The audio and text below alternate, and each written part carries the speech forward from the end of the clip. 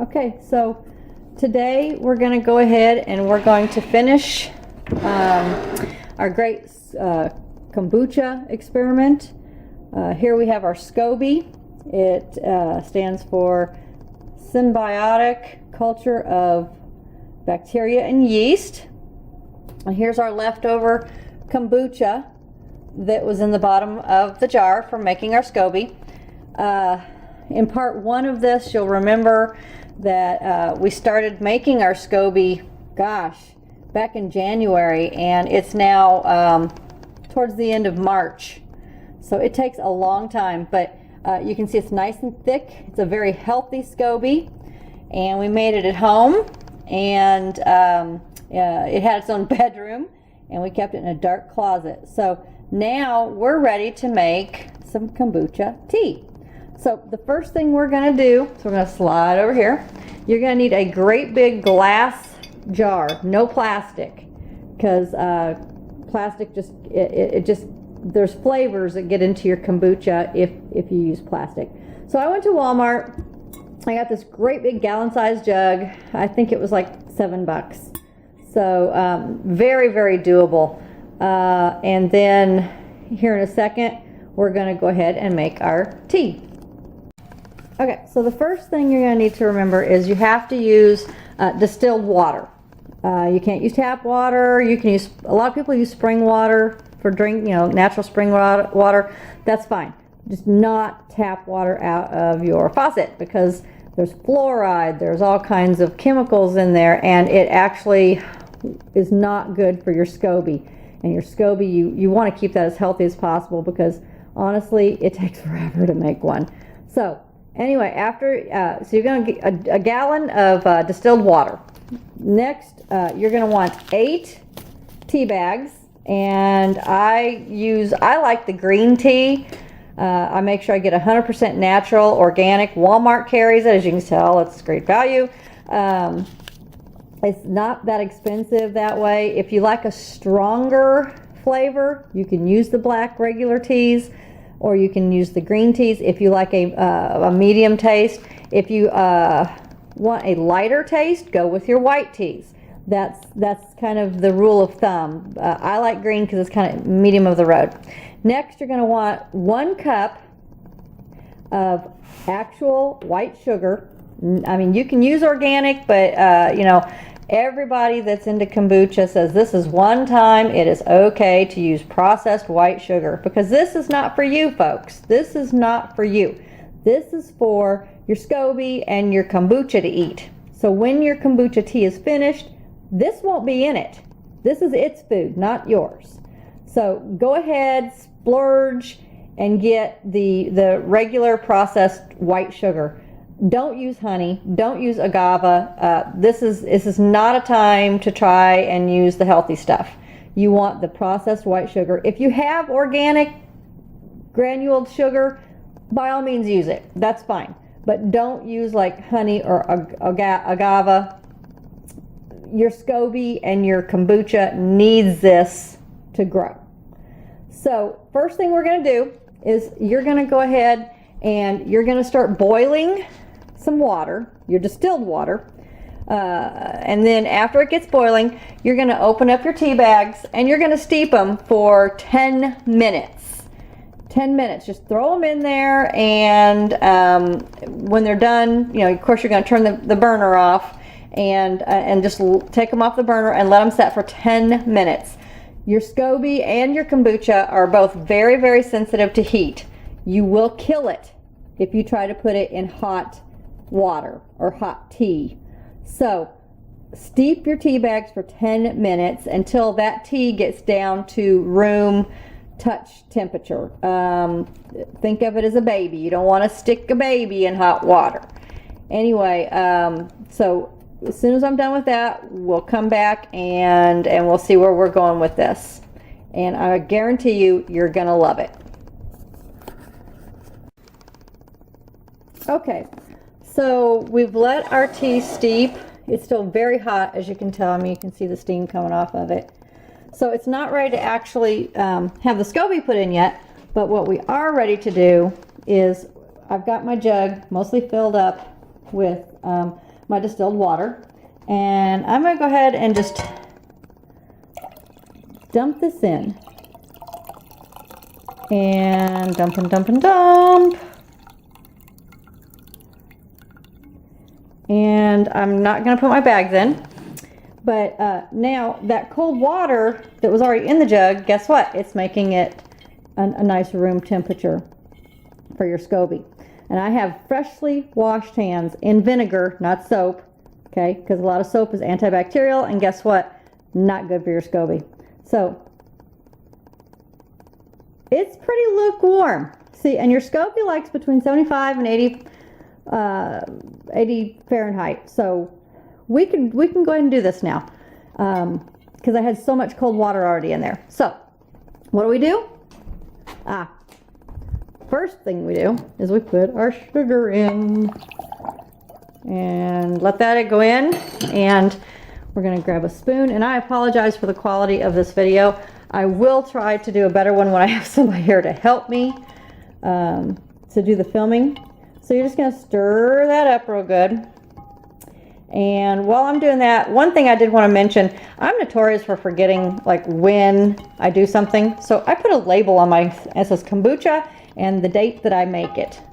And because it takes about 10 days for this to ferment, because this is a fermented drink. So we've got our sugar stirred up now. And now we're going to come over here. Now I should have had all this in one area, and I apologize. And we're going to get the beloved SCOBY. And believe me, you will start to treat your SCOBY as a child because it takes so long to make one. I think by the time I finished making mine, I started in January, and this is March 20th. So, and yeah, I mean, it's a nice thick one. I could have stopped earlier, probably, but I wanted a nice thick one. So, because I'd never made my own SCOBY before. So you're going to take your SCOBY, and they are slippery. And I'm going to try to do this with one hand. And you're going to set it in your tea. And it should float, but if it doesn't, it's okay. That's not a problem, because once the fermentation starts, it will rise to the top. Pour your leftover juice in there. And the next thing we're going to want to do is we're going to obviously walk again, and I apologize. And this is actually some of the SCOBY juices, the leftover tea from the last time. And we're going to dump that in, because what that will do is that will give that a really good head start, because it's got all the bacteria already in it. And see, mine dropped, but like I said, it's not a big deal if it goes down there, because it will rise back up to the top. Next thing you're going to want to do, because fruit flies love this stuff, is you're going to want to take something and cover it up. So what I use is I just simply have an old clean towel that I've folded in half, and I put it over the top. And I'm sorry guys, I am going to have to set the camera down for this part, because what I'm going to do is I'm going to take this rubber band and I'm going to put it around the rim to hold the towel in place. So give me 1 second, and I'll have that on. So there, not a big deal. See, you just go right around the rim with it. And then the next thing you do is you're going to want to put this in a nice dark place that will not be disturbed for about 10 days. And then at that time you can start tasting it, and until it gets to the flavor level that you prefer. Because some people like it more bitter, some people like it right when it's starting to ferment. When you first start out drinking kombucha, I will tell you, it tastes a lot like drinking apple cider vinegar. So if you ever want to know what kombucha tastes like, you can go to like Hy-Vee carries them, and a lot of the natural health food stores carry the little bottles. They're like soda bottle size, and they're like $4 to $5 each. I can make this 1 gallon for $1. So that's why I choose to make my own. Plus I know what's going into it. I know everything that's going into it is healthy, and I'm not getting a lot of preservatives or chemicals or anything like that. So anyway, but be aware, when you go to drink kombucha, it tastes like apple cider vinegar until you develop your taste for it. Now, why do we drink it? Well, there are so many benefits to kombucha. It has all the healthy bacteria and yeast that your body craves, that through processing and chemicalization of our foods we have destroyed in our bodies. And that's why we have so much illness nowadays compared to what our forefathers and mothers had. This reestablishes your digestive system. Some people swear it grows hair. For those men who are losing their hair, I don't know. That's what they say. It really helps with like asthma. Hubby has asthma, and I have COPD. Since we started using this stuff and making our own yeast spreads out of homemade yeast, we haven't had near the problems that we did before. So, Google eating and drinking of fermented foods. You will be amazed at all the different benefits that there is out there. When you go to drink this stuff, though, like I said, it's bitter until you develop your taste for it. It's going to be very, very fizzy, also like a soda pop. So be prepared that when this is done, you're going to need some kind of a glass bottle with a tight fitting lid to go on it. I just use mason jars. That's just what I do. They do sell what looks like the old-fashioned soda bottles with the lid that goes on it and then the metal clasp that goes over the top. Those are wonderful. I don't want to spend the money. I'm cheap. Anyway, so I use mason jars with a nice fitting lid. Put it in the refrigerator. It lasts, if I can keep us out of it, for about a week or so.